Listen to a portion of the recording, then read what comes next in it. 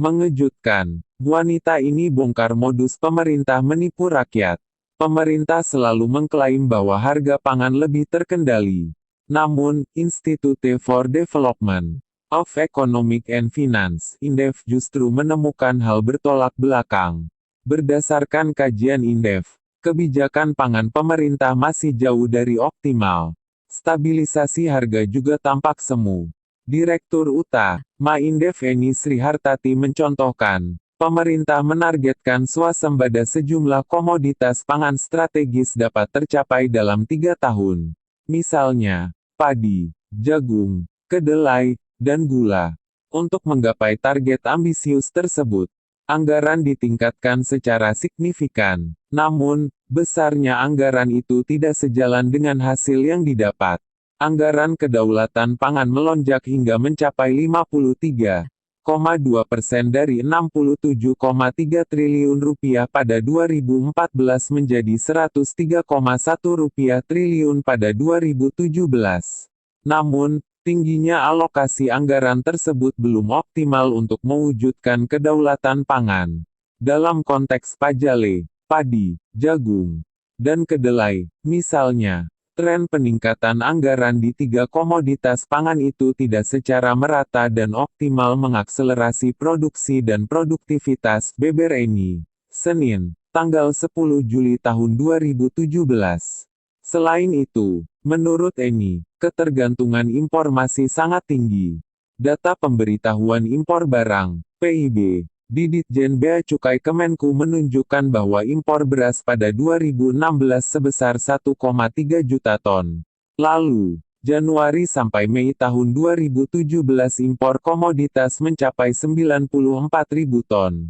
Selain itu, impor jagung di stop. Namun, impor gandum meningkat.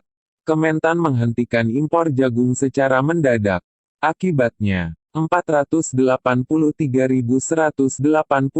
ton jagung impor sempat tertahan di pelabuhan serta berdampak pada peningkatan harga pakan ternak sekitar 20%, urainya.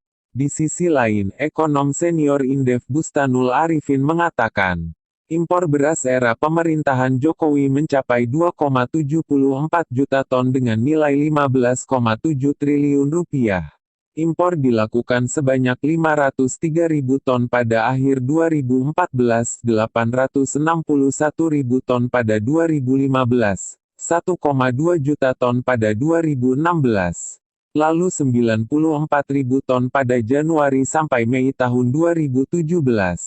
Kalau alasannya impor sisa tahun sebelumnya, tidak mungkin angkanya sebesar ini. Dan, jika pemerintah mengatakan yang diimpor itu beras premium, beras khusus diabetes, menurut saya tidak sampai sebesar itu, ya, beber Bustanul. Selain itu, INDEF menyinggung stabilitas harga yang diklaim stabil oleh pemerintah. INDEF menilai stabilitas harga tersebut berada pada level yang tinggi. Iya, stabil, tapi stabil tinggi. Berdasar hasil pemantauan Pusat Informasi Harga Pangan Strategis (PIHPS), harga di pasar masih cenderung lebih tinggi 10-30% jika dibandingkan dengan harga acuan. Jadi, kalau dikatakan lebih stabil, ini stabilisasi harga pangan semu, ujar Eni. Sementara itu, Dirjen Perdagangan Dalam Negeri Kementerian Perdagangan Cahya Widayanti menanggapi paparan INDEF tersebut dengan singkat. Yang pasti, secara nyata harga saat ini relatif stabil, bahkan menurut beberapa pengamat juga demikian.